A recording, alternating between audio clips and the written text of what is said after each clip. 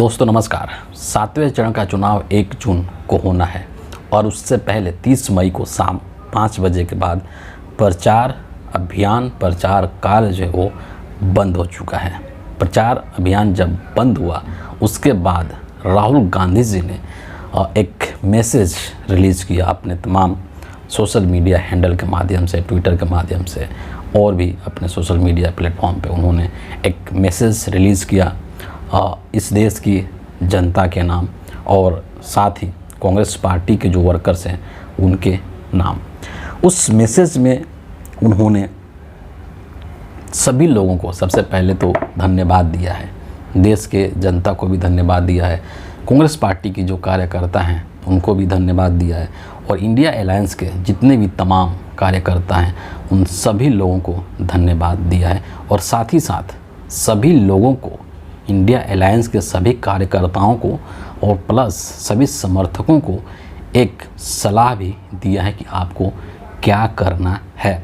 सभी चीज़ों को हम इस वीडियो के अंदर समाहित करेंगे, उस पर चर्चा करेंगे, लेकिन राहुल गांधी जी ने जो ट्वीट किया है अपने मैसेज को लेकर के उसको मैं आपके समक्ष ज़रूर रखना चाहूँगा। राहुल गांधी कहते हैं कि आज प्रचार के आखिरी दिन मैं देश की महान जनता को प्रणाम करते हुए कांग्रेस के बब्बर शेर कार्यकर्ताओं से विश्वास के साथ कहना चाहता हूं कि इंडिया की सरकार बनने जा रही है। मैं गठबंधन के सभी नेताओं और कार्यकर्ताओं को दिल से धन्यवाद देता हूं जो देश के संविधान और संस्थाओं को बचाने के लिए बिना झुके खड़े रहे। हम जनता से जुड़े हुए वास्तविक मुद्दों पर चुनाव लड़ने में सफल रहे और प्रधानमंत्री के बार बार भटकाने के प्रयास के बावजूद किसानों, मजदूरों, युवाओं, महिलाओं और वंचितों की आवाज़ उठाई। हमने मिलकर वैकल्पिक विज़न के रूप में हर वर्ग का जीवन बदलने वाली क्रांतिकारी गारंटियां देश के सामने रखी और अपना संदेश कोने कोने तक पहुंचाया। मैं आप सभी से अपील करता हूं कि अंतिम समय तक पोलिंग बूथ्स और स्ट्रॉन्ग रूम्स पर नज़र जमाए रखें। इंडिया जीतने जा रहा है। ये राहुल गांधी का पूरा वो जो संदेश उन्होंने रिलीज़ किया है उसका एक निचोड़ है जिसको कि उन्होंने अपने ट्विटर पर शेयर किया है और लिख करके बताया है। और ये जो चुनाव रहा है वो इस देश के अंदर बार बार सभी इंडिया अलायंस के नेताओं ने जिक्र किया है कि देश के संविधान को बचाने का चुनाव है, देश की लोकतंत्र को बचाने का चुनाव है और इस देश के अंदर जो लोकतांत्रिक संस्थाएं हैं, जो संवैधानिक संस्थाएं हैं जिसका कि मिसयूज नरेंद्र मोदी ने किया है, तो इन संस्थाओं के साख को भी बचाने का ये 2024 का चुनाव है। और पूरे चुनाव के दौरान आपको जो कैंपेनिंग है ना, उस कैंपेनिंग में एक बहुत बड़ा फ़र्क दिखाई देगा। मतलब इंडिया अलायंस की जो कैंपेनिंग रही है और जो बीजेपी नरेंद्र मोदी की कैंपेनिंग रही है उसके बीच में आपको एक क्लियर कट अंतर दिखाई देगा। वो कैसे आप नोटिस करेंगे कि एक तरफ इंडिया अलायंस के जितने भी पार्टीज़ हैं, जितने भी नेता हैं, वो सभी के सभी उन्हीं मुद्दों पर चुनाव लड़ रहे थे, उन्हीं मुद्दों की वो बात कर रहे थे जो इस देश के वास्तविक मुद्दे हैं, जो इस देश के आम जनता से जुड़े हुए मुद्दे हैं। मसलन गरीबी है, महंगाई है, कमर तोड़ महंगाई है, बेरोज़गारी क्या हालात हैं वो है, अग्निवीर है, किसानों की क्या दुर्दशा है इस देश के अंदर वो मुद्दे हैं। इसके अलावा संविधान को बचाने का सबसे बड़ा जो मुद्दा है, आरक्षण बचाने का मुद्दा है, जातीय जनगणना कराने की बात है ना। ये तमाम जो चीज़ें हैं उन बातों पे इंडिया अलायंस अडिग रहा और उन्हीं चीज़ों को लेकर के वो शुरू से लेकर के अंत तक मैदान में डटे रहे। 7वें चरण के प्रचार अभियान बंद होने तक इंडिया अलायंस के तमाम नेता अपने इन सिद्धांतों पर, अपने इन मुद्दों पर टिके रहे और बार बार जनता के बीच में उन मुद्दों को रखा, जनता को एक तरीके से जगाने का काम किया, उनको समझाने का काम किया कि आपके लिए रोजी रोटी कितना ज़रूरी है, आपके लिए नौकरी कितना ज़रूरी है और जनता उस चीज़ को समझ भी गई। इसीलिए जनता दूसरे तरफ जो एनडीए अलायंस के लोग हैं, जो मोदी जी का जो ग्रुप है, उसके बहकावे में जनता नहीं आए। आप इसी के समानांतर आप देखिए, एक तरफ इंडिया अलायंस के लोग तमाम मुद्दों की बात कर रहे हैं, दूसरी तरफ जो बीजेपी के लोग हैं, चाहे वो प्रधानमंत्री हों, चाहे गृह मंत्री हों, अमित शाह हों, ये किस तरीके की बात कर रहे हैं। इन्होंने कभी महंगाई पर बात की, कभी बेरोज़गारी को लेकर के बात की।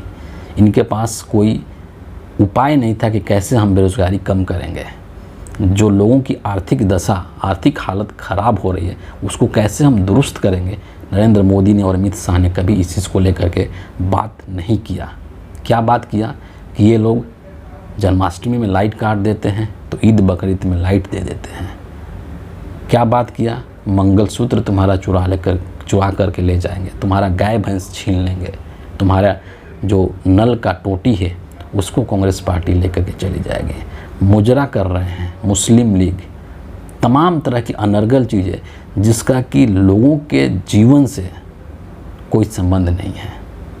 उन मुद्दों पर मोदी जी ने, अमित शाह ने और बीजेपी ने ये चुनाव लड़ने की कोशिश करी और लगातार ये कोशिश करा कि देश के जनता का ध्यान जो वास्तविक मुद्दे हैं उनसे भटकाया जा सके।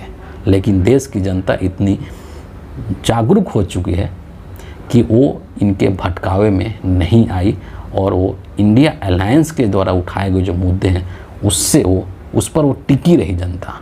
और इसीलिए बीजेपी की इस बार ज़बरदस्त हार होने जा रही है और इंडिया अलायंस की सरकार बनना लगभग तय है, जो कि 4 जून को आपको पता चल जाएगा। नरेंद्र मोदी ने पिछले 10 सालों के दौरान ऐसा कोई काम नहीं किया। अगर काम किया होता तो उसके नाम पर वोट मांगते ना। क्या नरेंद्र मोदी को कभी आपने उनके भाषणों में ये कहते हुए सुना कि हमने नोटबंदी करी इसलिए तुम हमको वोट दो? मोदी ने कभी ऐसा बोला? कभी नहीं बोला।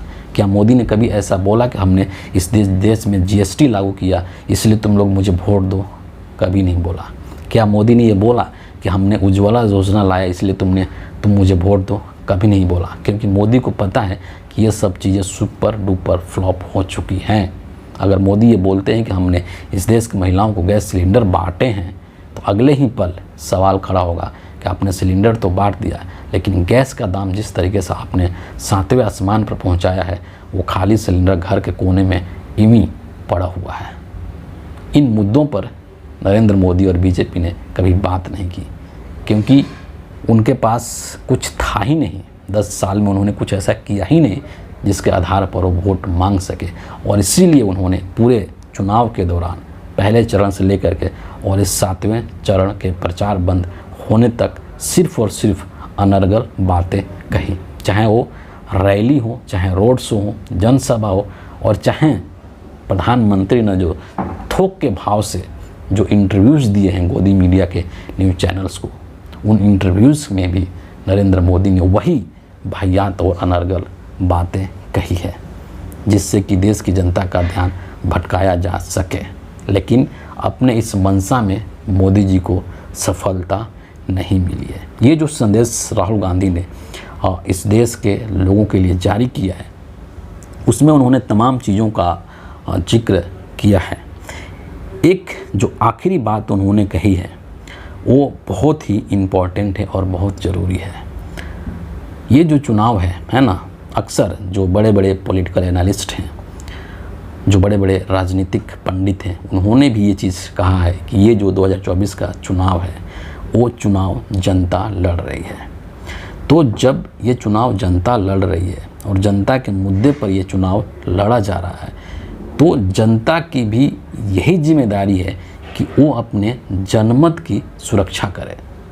वो इस चीज़ को इंश्योर करे कि हमने जिस व्यक्ति को वोट डाला है वो सुरक्षित रहे और उसी की सरकार बने। इसी चीज़ की अपील राहुल गांधी जी ने अपने इस मैसेज में कहा है।